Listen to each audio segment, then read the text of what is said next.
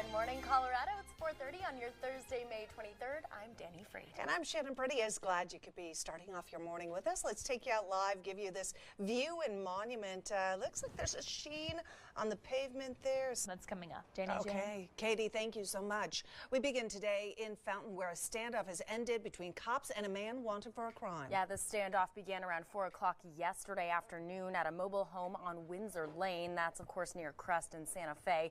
This here being that map for you. Multiple agencies quickly descended on the scene.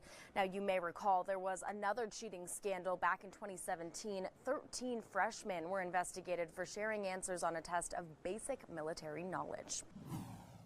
If the bear does try to approach you, though, a couple methods you can use. Of course, bear mace is always something that you should have on you, especially if you're hiking in areas like this where bears do become more common. You can see them in these areas. And then, too, I don't have a can on me, but this can work, too. Tupperware, any kind of container, you open it up here, too. And then, of course, if you fill it with anything, rocks, sand, stuff like that, close it up and shake it. You can hear there that should be enough to scare away the bear. Employees will be allowed back inside after that fire did take place last night. Take a look behind me. We've positioned ourselves here to where we can look inside that power plant. And as you said, Josh, we've covered this extensively. It was only a few months ago, back in February, that I actually covered the decommissioning of the plant. And KRDO was the only ones inside that power plant in February. Danny, what can you tell us? John and Shannon, I'm sure you can hear behind me right now, the fire and water restoration trucks are here. They're making sure that everything is okay inside. Check this out, too, guys. This is all carpet that has been pulled from inside the airport this morning. You can see, too, it's dripping pretty heavily. Now, if we take a look at my feet here, check this out. It's slippery, guys, like it's real slippery. So I started there, ended there. You can tell it's slick here on the road. So police may have been wearing Shield 616 gear. Now, as you know, and as we've told you in stories before, that gear, that tactical gear, vital oftentimes to being the difference between life and death for many of these officers. The more we've gotten older, the less we've eaten breakfast, it seems like. I don't know about you guys, but this has kind of been my go-to. In the meantime, though, I'm hungry, and I don't have anything like that right now, so I'm going to go ahead and eat my bar. We're here with Will Temby right now, who's a volunteer for the district. Good morning, Will. Good morning, Danny. So let's talk about some of these changes. We are noticeably seeing them here in the entrance. Yeah, this is transformational. I actually put 2 kids through here a number of years ago. And before this project, this was a wide open area.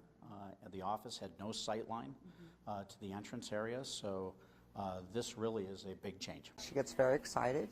She loves to watch the game. Sheila Davy grew up a football fan. We've always watched football. We always had to have something, snacks. Then we'd sit and watch the game. Everyone quiet. And it's easy to see why. Makes me happy. Her mother, Catherine, I watch football all day long if I can. All day. may be the biggest Broncos fan ever. How long have you been a Broncos fan? As long as I can remember. And staff at the Colorado State Veterans Center know it all too well. I look forward to coming in and seeing your outfits every day, what you have on. Look and see how silly I am. She proudly flaunts her orange and blue. Anytime I go shopping, if I see something that she would like, I bring it to her. They bought me this from the game, one of the games. This from one of the games. And of course, the superfan has her favorites. Oh, Von Miller. And Elway. And Peyton. Peyton, of course.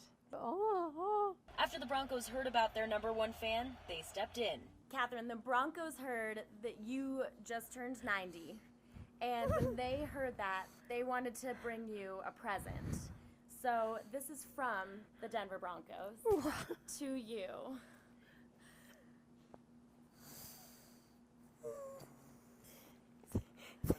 They did? They did. And there's number 55, Old Chub. Catherine may be a fan of the Broncos. I love the Broncos. But now she knows for sure that the Broncos are a fan of her too. We're going to win, right? Why, sure. We're gonna win. In Alamosa, Danny Freed, KRDO News Channel 13.